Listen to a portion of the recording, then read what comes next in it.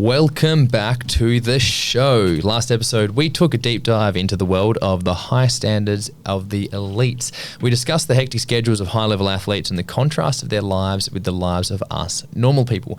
That episode is dedicated to bridging the gap between pushing ourselves harder without being unrealistic about it. If you're new here, this is the Strength and Motion Show, an audio experience to bring education about helping you bring functional fitness and better routines into your life. We are a 24/7 gym based out of Midvale, Western Australia, and our goal is to make functional fitness practical and achievable for people who want to lift, move, feel better without the classic boring and egotistical gym nonsense. If you do intend on lifting and moving better, well, you better start learning. If you want to get your head around the functional way more, you can start at the beginning of our podcast series of episodes 1 to 5, in which we outlay the foundational pillars of movement, nutrition, sleep, and stress. Our YouTube channel is our next destination, with lessons and videos curated to further support your understanding on how you can train properly towards your goals. Today's episode is about fitting in fitness. As the cliche saying goes, most people overestimate what they can achieve in 12 weeks, yet underestimate what they can achieve in 12 months.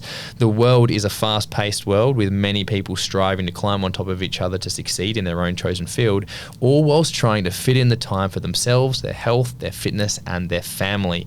Most people refuse to believe that there is only 24 hours in a day, and that is where the chaos begins. Navar. Yo. How are ya?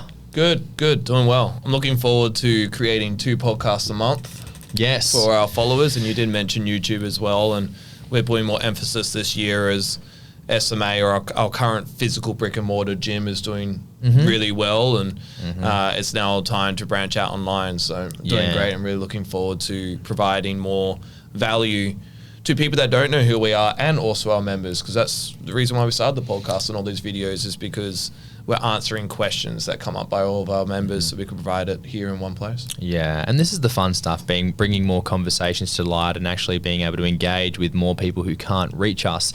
And it's always been a bit of a dream of ours to have more of an audience in the online space, and this is part of that effort. So this is the second episode of the year. Yeah. And it's technically will be released a fortnight from our first episode of the year, which we've just finished recording as well. Yeah. So Nav, hit me with some examples or something related to when you have experienced how this is such a challenge for so many people fitting in fitness. Yeah, so the thing that comes to mind first is when I started taking my health and fitness extra serious, and it was when I went to Melbourne for the bodybuilding Arnold Classic event. And I remember, so obviously the topic is about boundary setting and taking action. And I remember I bought a backpack, and in the backpack it had a section where it was like a esky section of the backpack. 6-pack meals bags? Yeah, one of those type of bags. Yeah. And then I had it filled with Tupperware, and I think I had like 3 to 5, depending on the day, Tupperware containers, and all I had in there was chicken that was fried with no oil, with Italian herbs, because I didn't want any calories, just a little bit of flavor. It was pretty dull. And then it had cabbage with red wine vinegar as well. And while we're running through Melbourne, or walking through Melbourne, checking out the location, which is just a hot spot for food, right? Melbourne is known for its food. And we would literally stop in a restaurant or a cafe, and maybe get like a black coffee back in the day, no calories, of course, and we would just eat our meals cold, or if we get a microwave, we'll warm it up, but mostly cold. But that was the first time where I was really setting that boundary, and then that moved into other areas of my life. But the reason why I share that experience is because it's not just within that, it's also when I went out partying, eventually my alcohol and drug consumption changed as well. And so I will be out partying at festivals or at clubs, and I'll be completely sober. And it was challenging because the amount of judgment, I think a lot of it was projection by people that were insecure about their own drug use, and they wanted to take more control of their own substances. I'm aware of that, because eventually they got more drunk or more drugged up, and they started giving me praise for my ability to set boundaries and say no. But I understand, because so many of our members and clients face the same challenges, whether it's out at a restaurant or a pub, or whether they are going out partying or dancing with friends, and the pressure of their friends to have a drink or to take some drugs. Maybe it's a traditional family, maybe you're Italian and you're now having dinner with your family, your nonna, and they're recommending that you eat more food and you bulk up a little bit more. And it's not to say you could have those moments, but learning how to set boundaries is challenging for people. Yeah, and communicate those boundaries as well. Yeah. I think it's something like if you have obese parents, you're like 80% more likely to be obese yourself. And so the environment that we're within really impacts the habits that we have as well. Yeah, it's a tough thing. And for people who don't understand as well, and sometimes when people chase goals, because other people don't want to chase those goals for themselves, there's a level of isolation or a level of disconnection within that relationship, because some people can unfortunately take someone's decisions personally, even it has nothing to do with it, just this person is choosing to make a shift in their lifestyle, and the people within close proximity aren't prepared to take that action, and they think that person's trying to get away from them, which they're not. They're just trying to hold themselves to a standard that they think is important to them, and that's what this conversation is about, having the conversations with the people and doing things that you need to do. And I relate to that more from when I was transitioning from a diesel mechanic to wanting to be an entrepreneur, and it wasn't so much it was fitness, but it was more so I was making career decisions about my life, and I wanted to move into new environments. And I also copped a lot of shit in the workplace from both. I was always copping shit because I was the most disciplined within my nutrition. I always had my food prepared. All the guys always wanted me to. We used to have the piss ups and drink the beers every Friday, and everyone would have the hot dogs and the sausage sizzle. And I used to get funny looks when I would just politely say no. And people eventually understood it, but I do remember experiencing that level of isolation and disconnection from people that I did enjoy spending time with, but I could see how they would start to not want to spend time with me because I was seeming so OCD about my life or OCD about my food. And the more you fixate on a goal, it's these things happen. So let's actually go into the trap of perfection first, because before we actually start setting these boundaries around our time, we actually have to talk about what the goal actually is, and are we actually setting a realistic goal, and are we actually setting a goal that's actually too big for us? So what we say about the trap of perfection is that the common approach when chasing fitness goals is to hit the perfect routine, the perfect trainings or the perfect training session with the perfect lifestyle. And this comes a lot from having influencers and the way things are marketed and sold to us, is that the dream is being sold to us. And then the dream is highly motivating, because the further a goal is from us, generally it has an ability to pull us a lot more, because it just seems like it's such a greener pasture by jumping on the other side of the fence. But chasing this perfection actually can come at a cost. What are some of the negatives associated with this perspective, Navar? So progress is not seen by the person. So if they're focusing on perfection, they're not allowing themselves to actually enjoy the highs and the lows of that actual progression. So progression isn't linear. I think we all know that. We make comments about it, but yet, especially if you're a perfectionist, people beat themselves up if they're not actually just on the snowball linear progression towards actually achieving their goals. Yes. When in reality, it doesn't go that way. We human beings most likely have family, friends, other responsibilities, work.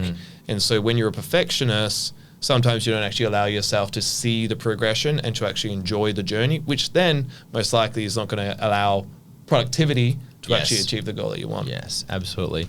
And if we had like a common example, let's say someone is just that, like, they've got gym experience, they've been training in the past, maybe when they were younger, they were training with their friends in high school and as they were coming through their sporting years, but now 5 or 10 years has passed. They're more career focused, but they're wanting to get back into it. So they're used to that intensity, right?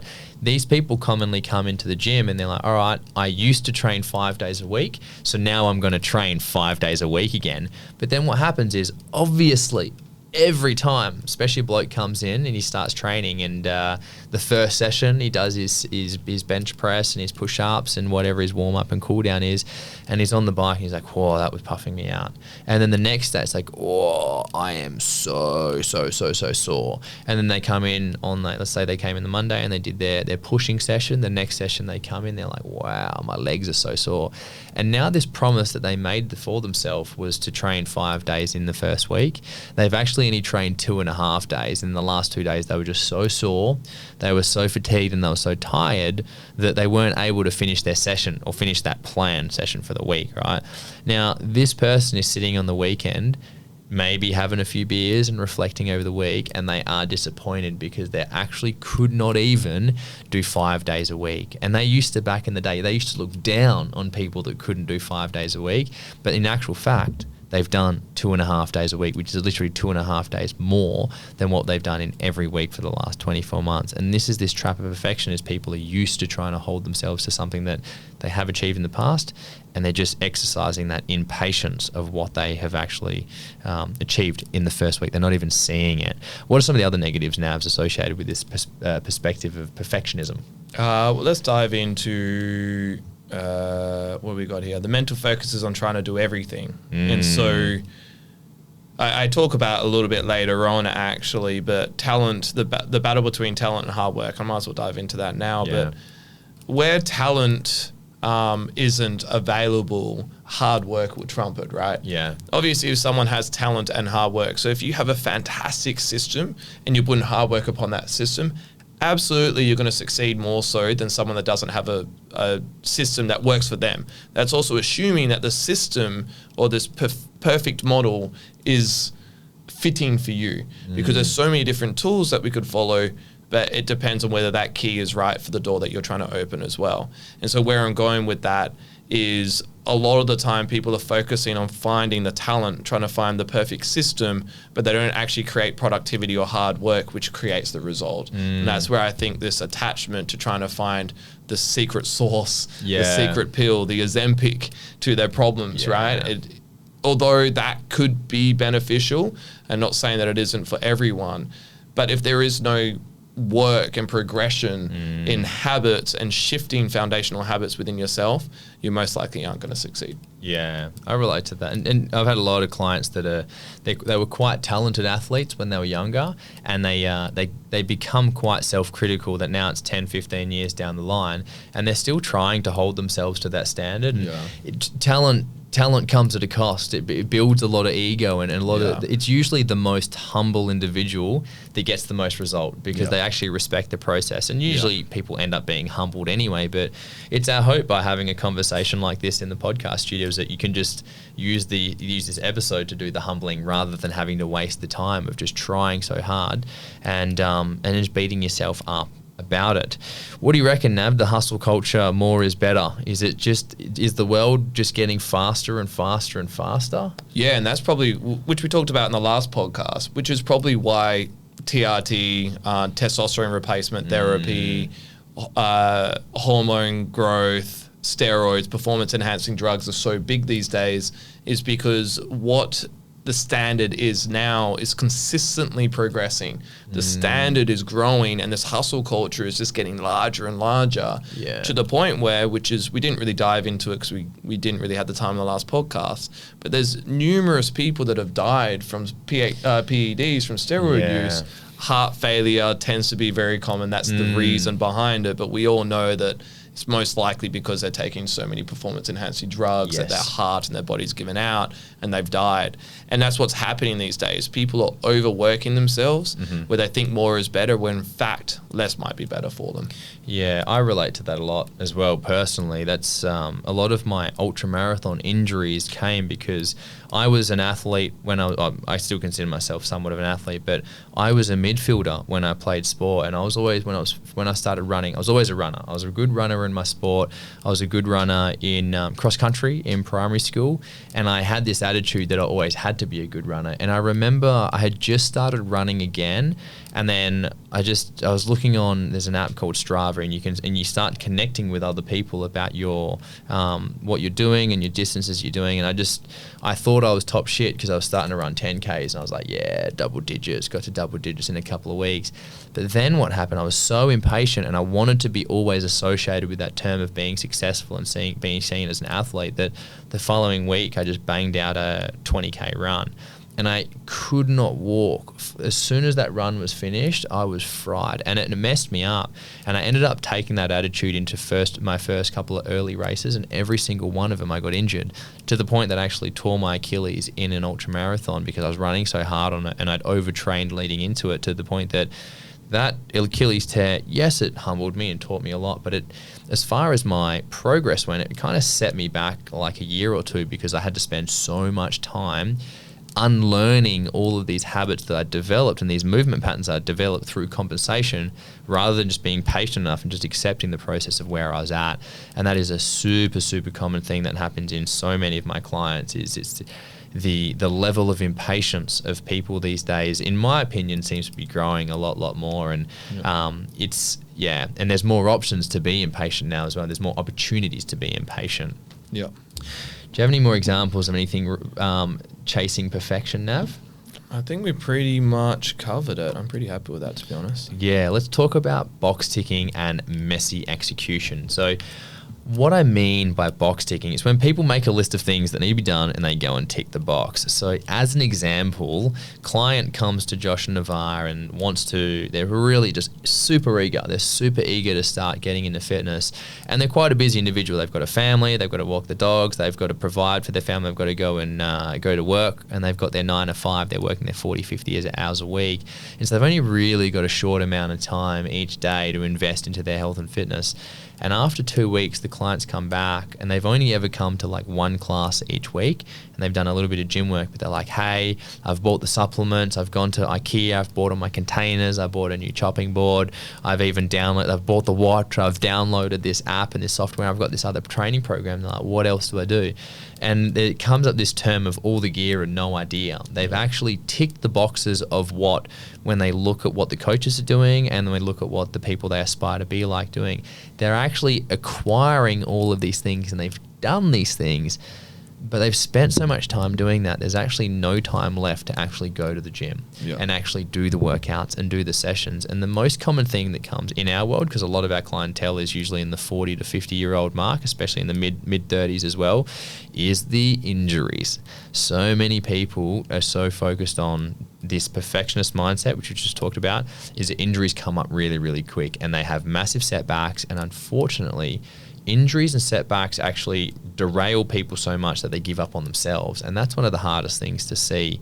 So people get the gym membership, they got their supplements, they buy new running clothes, new training gear, and they do all of those things, and they're exhausted, they're out of resources. Whereas what we're talking about is messy execution, is just getting it done, even without the right gear, without the right understanding. Obviously, there's a caveat that you don't want to injure yourself from being too reckless in the gym, but people really need to make sure that they're focusing on just doing something and then exercising a level of common sense in that space and in the gym to ensure that they're not like injuring themselves, right?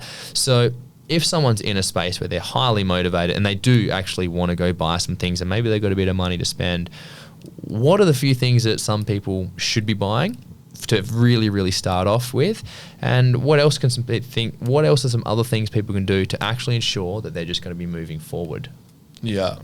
So starting with... Look, if they're going to buy some things, people are just loving to spend some money on buying some things. What are a couple of things that are a waste of money to buy in their early stages? Yeah. And what might be one or two things that they can actually comfortably say, I'm going to invest in this stuff and move forward?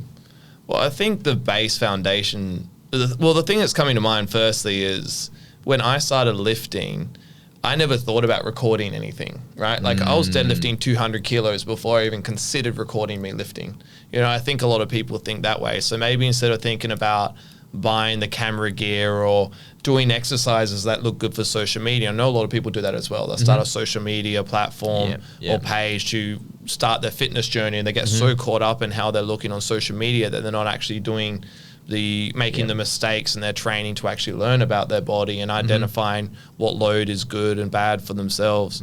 So instead of spending time trying to look good, invest your time and money on having a gym membership, on, yes, having the right clothes, but in fairness, you could just wear a cotton on shirt and cotton on pants and just go to the gym in just standard Converse shoes or whatever shoes you have. You don't need to get so caught up in that, and you can invest your money in good bedding, or good clothes, and just making sure you're getting to the gym. Yeah, definitely. Yeah. It is, there's not much. There is generally, it's partially a trick question because we don't like to encourage people to be spending all their monies on things, but it comes up for me with clients as well. And the main thing that I get people, if they are going to spend their money, buy a protein powder, because usually people in their fitness journey is a little bit short on protein and when trying to getting them into their nutrition journey.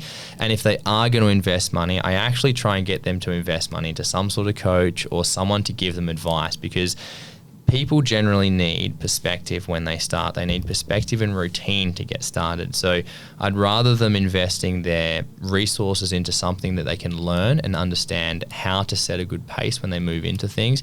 And usually that comes from either paying a personal trainer or seeking out a friend who is familiar with going to the gym or familiar with running and be like, hey, can I take you out for coffee? Or hey, can I take you out for brunch? Or hey, can I pay for can I come to your gym and train with you just so I can start to soak up? Like really what people need is they need perspective and they need understanding to really, really get started. But other than that, you don't actually want anything standing in the way. You just want to get started and start learning and learning and learning. Anything else on that, Nav, before we move on to less is more? No, I think that's pretty good. Less is more. And what we're saying is picking realistic goals. That's what we're going with less is more. If you don't know where to start, there's a caveat when I say start anywhere because you don't want to just start anywhere. But we're really trying to point you more towards allowing yourself to be messy. Because if you chase perfection, chasing perfection uses up so much mental energy that you're actually missing out on potential progress. I take my client, for example. He just came up to me the other day. This was Guy. And he was just like, he was coming to see me once a week for PT, so he's done the right thing. He's got that accountability where he does his 1 hour a week, but he was always struggling to get that second and third session in. He's a real estate agent and the Perth property market's booming right now, so he was really struggling to fit time to train.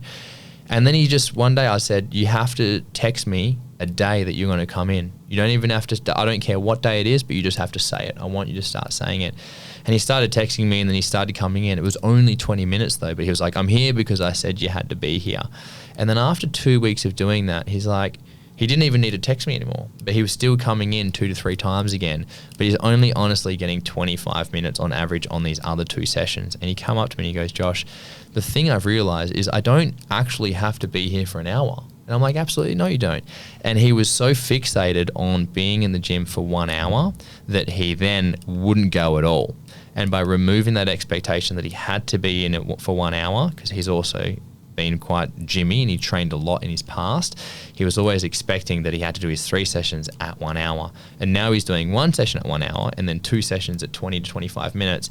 And his mood is hugely elevated and he's getting a lot more progress again. We've broken through our most recent plateau just because we're getting a little bit more frequency, and that's making a really big impact. What else about less is more, Nav? How can someone with no experience pick realistic goals? Yeah, so less is more on the topic of that. The thing that comes to mind are maybe middle-aged women or women that have the idea that doing more cardio and more training is going to get the result that they want, where especially if they're menopausal or they're having hormonal challenges, more could be less because they're overtraining. They're focusing too much on high reps and cardiovascular. Maybe they're doing a lot of Pilates, which we're pro Pilates. We like doing mat work specifically as warm-ups or maybe mobility drills. However, they're doing so much of that which is taken away from the time that they could be utilizing in effective loading within the gym. And so it could also be maybe where you're doing more, maybe pulling back the frequency or intensity in those spaces. So cardio, mobility sort of stuff, and then moving more into actually intentionally progressing in lifts or exercises that are going to benefit you in either your body composition goal or the sport you're trying to do. So maybe exercises that are specific to the sport that you're doing. Yeah. And so that's where less might be more. You're pulling back on certain areas to create space for other areas that might help you flourish more. Definitely. And the thing I want to add to that is pay attention to progress, something that I always struggle with, because the whole less is more is something that I've always struggled with as well. Just the word less doesn't seem like I want to do less. But when we pay attention to progress, it means that when we do less, we can actually see that we are getting those micro results. And that helps us sell us the idea that we don't have to be doing so much. And that's a really, really big impact. I'm going to reset this camera. I wanted to hit a mystery sound, but we've already done them. We know them, and we know we're not going to hit the yellow one. So we're going to pause mystery sound. We're going to pause, and then we're going to come right back after resetting these cameras. All right, Nav is going to point his microphone at his laptop because we've got a really exciting clip to play. I want to turn you up, turn me down. Okay. Well, I'm a little bit loud now, but what I'm going to show you, and we'll put this in the clip when we've done the post-editing, is a conversation between Shetty and Lewis Howells discussing the difference between motivation and discipline. So I'll play it real quickly and then we'll discuss it. Here we go. I better turn this volume up. What is the difference between motivation and discipline?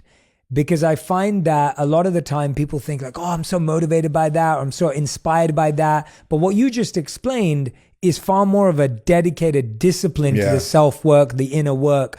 Talk to me about the difference between those two, and where do we find them? I think motivation is for people that don't have a meaningful mission.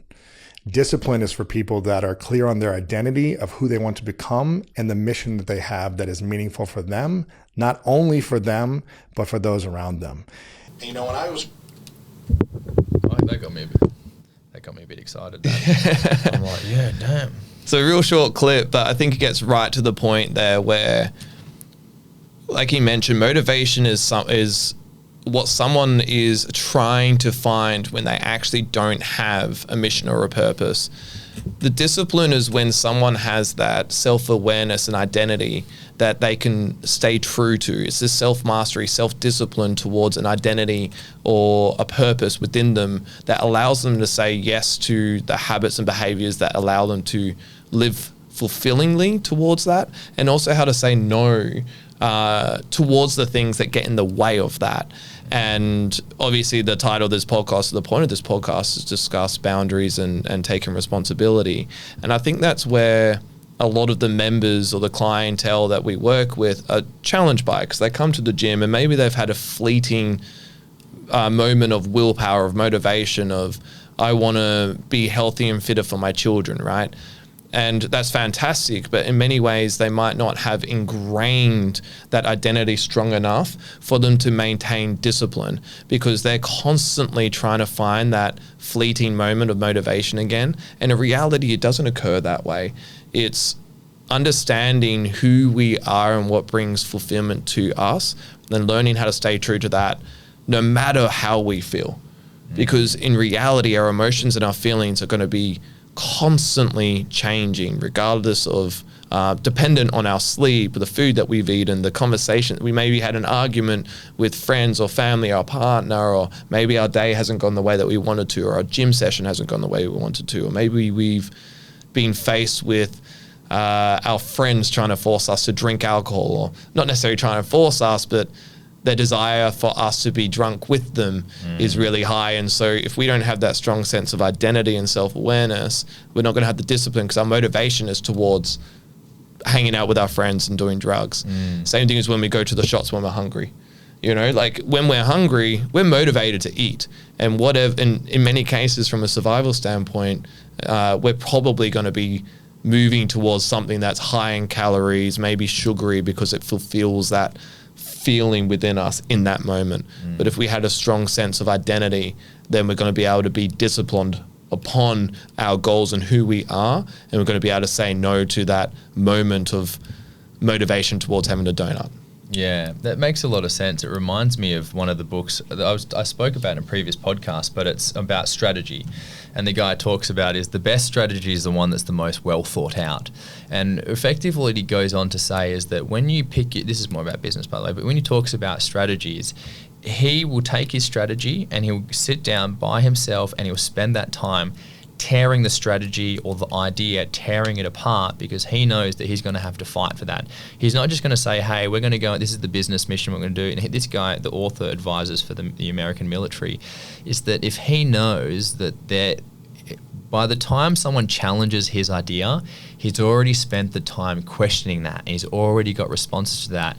And when we find out what our purpose is or what our goals is and what we want to do with our fitness, that is going to be challenging for some people to hear that. And if you're trying to enforce your boundaries and saying, this is what I need to do and this is what I want to put my energy, there's a thing I say a lot, it's not what you say, it's how you say it. People can really tell when your ideas are not well thought out, and people can tell when your direction is not well thought out, and people can see when you're figuring stuff out versus when you figured stuff out. And both of those times are going to incite different emotions into them. And the better you can hold yourself to that and what you're holding yourself, that direction that you're holding yourself to, people are going to understand that more. And the better you can speak from a place of, hey, this is what's true for me, the people that really do matter in your life, they tend to get it. They tend to understand when you're speaking from conviction versus when you're speaking just through hype or excitement or some sort of ambition. And that's a really important thing to do, is spend that time really fleshing out what's important to you. And for the record, you can do that as you're executing, as you're learning, because everything, you have to have that patience with yourself. That I liked that. I want to watch that whole podcast. Yeah, two legends together, Jay Shetty and Lewis Howells, fantastic people. Yeah, we like both of those guys. And I love that Lewis Howells is an ex-athlete as well. Yeah. I love all the ex-athletes, because as like someone who's highly athletic myself as well, it means I'm a high dopamine person. And being high dopamine, it means dopamine people struggle with focus and direction a lot. And he's someone who's really displayed the traits of finding his direction and really sticking to it. Should we do a quick, can I throw like a random person at you? Yeah, and let's you do just a scenario. So Sure. Let's go. We just talked about athletes. So let's go the 35-year-old ex-female athlete. So she hasn't trained in a few years after having kids. That was her new priority. She used to be high dopamine, high energy, and like the hyper-focus ADHD kind of personality. So she currently struggles with time because she's got family, she's got a career. She still struggles with ADHD. So she feels like she needs to still have something to fixate on. She hasn't also trained within 24 months. It's been a while since she's been back on the wagon. So she's trying to get back on the wagon, and she's come to the gym. She's, Nav, I want to train 5 days a week. Yeah. What would Nav do? How would Nav give her some advice on how to get started? Well, hilariously, you wrote hasn't trained in a few years after having kids and hasn't trained in 24 months. So funny enough, people will come through and they probably would be unclear about the time frame. And someone being her, specifically being high dopamine, used to be an athlete, that gives me insight into the fact that she has most likely high expectations, and she's probably also comparing herself to a previous success within training. And so we would have to break that down. The fact that she's already looking at wanting to train 5 days per week, you also mentioned previously that people that come in with that mindset, they might also believe that they need to hold a specific intensity per day for those 5 days. So she most likely, if I allow her to go in with that mindset, she's going to come in, train 2 to 3 times, go so hard that then she's probably going to be in a lot of pain. She's probably going to judge herself because of the way that her body responds to training in relationship to it used to in the past. And so I would firstly question whether she has the time for 5 days per week. That might not even be a reality right now. So I'll question what days and times she could actually get to the gym and whether that's something she can commit to. And then also give her the realistic expectation of the intensity per day as well. So maybe breaking up the training sessions to make sure that she could hold that frequency if she could do 5 days, but maybe even look at doing 3 to 5 days and give her a program that she could follow for 3 days with the possibility of 2 extra days if that fits within her lifestyle, and then breaking down expectations as well. That's very good. I really want to highlight that Nav has like taken a moment to really break things down and question. He's really, instead of coming back with solutions, we encourage our coaches to do is to really question things first and take more time to understand the individual, but also question the individual so the individual questions themselves and takes more time to figure out what and why they want these things. Because so many people will come in like, I want to train 5 days a week. And I go, okay, well, what 5 days can you train and what times can you train? And they're like, well, I can't train Monday, I can't train Tuesday. Yeah. That's already 2 days out of the week gone that you can't train, and that means you have to train the other 5 days. So even just questioning the time frames that they have available might even break down those sort of goals that they have. Yeah, brilliant. And let's just do one on a similar clientele that comes into the gym as well. Let's talk about we got a male in their late 40s, maybe early 30s. So they're in a high level management career at this stage. They're very job driven and they've got a high stress role. So because of that, they really struggle to prioritize fitness because work is just so demanding, as it always is. And they're trying to find the time to put the phone down and actually just focus on fitness for once. It's something they're used to and they've done in the past, but they've just got a lot going on, and the desire to do good for their family exists within them. And as far as like the physique they want, they've just been watching a bit of Wolverine and they want to look like Hugh Jackman, or as I like to call him, Hugh Jacked Man. How do we get Mr. Businessman to Mr. Hugh Jacked Man? Yeah, well, I think breaking down the Hugh Jackman first is probably the priority. You even mention it when someone comes to you and goes, oh, I want to do an Ironman. Okay, let's have a chat about that. Yeah. Because the reality of that, especially if they're a high level management career, high stress, and they're already struggling to prioritize fitness, yet they're coming in with the idea that they're going to look like huge Jackman within maybe 6 months, because people do have those expectations, which aren't, looking like huge Jackman in 6 months most likely isn't possible. If someone was to come through and do everything correctly, including sleep, nutrition, stress management, there's a possibility that they could get very low body fat percentage and change their body composition to a place that they're very happy with. But to look like someone like Hugh Jackman, who used to be a personal trainer for Fitness First in Australia, if people didn't know that, who's been training for a very long time, chances are you're not going to achieve that. So breaking down that first, and then maybe also helping the individual look at health and fitness and look at fitness as a way to also manage stress. So focusing on breathing and being present within the gym, separating from their phone and utilizing that time to separate from business could be very beneficial. And then we'll dive into the goals and their plan and everything that they need to do along that. Brilliant. That was well done. I actually quite like that. We should do Pass more. that. We should do more of these segments. I'll throw some at you next time. What would Nav do? What would Juice do? Yeah. So Nav, do you have a mystery item? I sure do. Let's do the mystery item. You know what it is, eh? Anime. I just like anime and I love Pokemon and I like being here. That's a mystery sound, everyone. All right. I don't know what yours is. The Esky. Oh, it is the SQ. Well, funny enough, we're talking about boundary setting, right? And I did share my story about when I was in Melbourne with my backpack. But I got this for Christmas, and it's been... Still got your tag on it too. Yeah, I pulled it off incorrectly, so I haven't got this whole part of it off. I need to probably rip it off right now. There you go. Man, strength. The reason for the Esky is... very common issue a lot of people have is setting boundaries around their food, especially in work environments. You mentioned your ability to eat your food while working at Komatsu. And I've also been able to do that because I have no issues setting my own boundaries. And I think it does come from, like I shared with the clip of discipline, I do have a strong sense of identity, and I don't really care what other people think. Like to a degree, but I'm not willing to sacrifice my own goals, my own well-being for anyone, regardless of whether it's a boss, a manager, or whatever job I've ever done. So I've always had the confidence to take Eskies, food, wherever I go, and say no to other people and just eating and drinking what I want to eat and drink. And this is why I brought this mystery item, and I do encourage people to do something similar where they're taking their own food, they're preparing themselves for the day. I prepare my food a week in advance, especially a day in advance. I know the morning of, even the night before the day starts, what I'm most likely going to eat for the day. And I think it's really important to have that understanding. Otherwise, it's so easy, especially with food and with drinking calories, to lose your sense of self. It's so easy, and that's probably one of the biggest challenges that people have is food. And it's because it's something, I could hear music in the background. Yeah, I can too. There must be like it's a neighboring podcast. Oh, yeah. Or like, because we're in the studio. We're in a studio.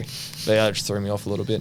But anyway, it's very common because food, and I know a lot of people say it's 80% food, 20% exercise. I think it's 100% of each, to be honest. I don't think you could eat yourself into good tissue and training. However, a lot of people really struggle to shift their body composition and really see the results within their body because of the food and the drinks that they're having. So that's my mystery item. I encourage you to organize some sort of lunchbox, esky, or something that you can take your food with you. Because in reality, if you're not taking your food with you, it means you're either eating food that other people prepared for you or brought into your lunch at work, which is most likely crap, or you're heading off to a cafe or a fast food restaurant to buy food. And we don't want none of that. None of that. Absolutely. Oh, and also I did bring you a gift.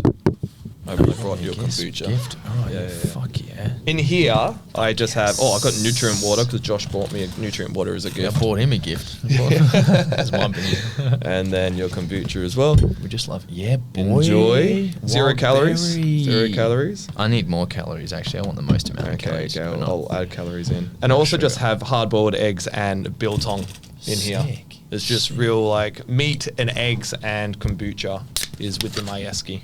Clean. Oh, it's a bit fizzy. I probably could have warned you.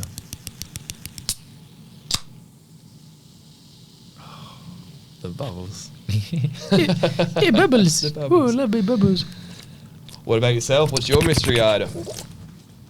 It's so close, and I'm so glad that I didn't choose my esky bag. We have a very similar esky bag. We both have esky bags because we got our shit together when it comes to food. Mostly anyway. But mine's not actually my esky bag. It's the latest upgrade to my esky bag. Which is my esky bag. No. Which is it's actually, it's funny because I'm so OCD about eating my food, my meals. I've like eaten a meal in the car and haven't even washed my fork. But You didn't even like fully suck it, clean it. no, I didn't suck it. I started doing that because I realized that I just left my I should just suck it clean. I know what you mean, but I'm Anyway. a bit cautious of what I suck these days. So. Cap. So actually, I explicitly did use the term OCD. It's something that I wouldn't say I've got OCD, but I have those OCD tendencies. And shying away from those tendencies has actually had a negative effect. But allowing myself to channel those tendencies into my life or my things that I'm interested in has been a great thing for me. The thing that's frustrated me around my food is the fact that at the gym, I don't know who the fuck keeps doing it, but the forks keep going missing. Crazy. And I just get to the point where I actually don't trust people's hygiene to the point where I'm like, I don't know who's fucking cleaning these forks. Do people fucking wash their forks anymore? So the other thing is, for the life of me, no knife is ever sharp enough to cut me meat up. Yeah. So feels. one of my clients was like, go to this place, and I actually bought myself. That sounded really good. This is a steak knife, but it's more of like a cutlery steak knife, so it's not a super aggressive one. But I last weekend just went and just like bought my own full cutlery set. I bought a couple of spares and I wrap it up in this tea towel that Mum stole from the hospital. That's why it's blue, if you know what hospital tea towels look like. But it is an extension of being organised around my food, and the extra level is actually I'm literally have my own cutlery that I take with me to work, and it lives in the car, and I even eat with my own cutlery back at home now, because it allows me to just love my food in the way that I want to love it. And I spend 5 hours every Sunday cooking and preparing my food because that's how important it is for me. My brother came around and he was like, man, you're so disciplined. And I'm like, man, I'm even though it is discipline we talked about, I said, I'm past the point of discipline that if I don't do this, it's a negative effect on me. Like, I don't feel good if I haven't taken the time to prioritize this stuff. And so this is an extension of me continuing on that journey that, yes, I've got the esky bag, but I've had it for a while and that's been working for me. But now I want my cutlery with me, and I now eat all my food with my own cutlery. And look, I'm not super OCD that if my cutlery is missing, but majority of the time, everything is well cut. And that is my mystery item. And if you think I'm crazy, it's because I am. And I'm fit too. So that's really, look at that, 43 minutes Beautiful. and 11 seconds. We were pretty much aiming for a 45-minute podcast, and we snailed it. I just like anime and I love Pokemon. And I like being here. Okay. Thank you, everyone, for listening to episode 2. Oh, sorry, of 2025. This is episode 25, actually, which is sick. Cheers, Nav. Cheers. See ya in Thanks the for next listening. episode. Thank you, everyone. Bye-bye. Beautiful. All right.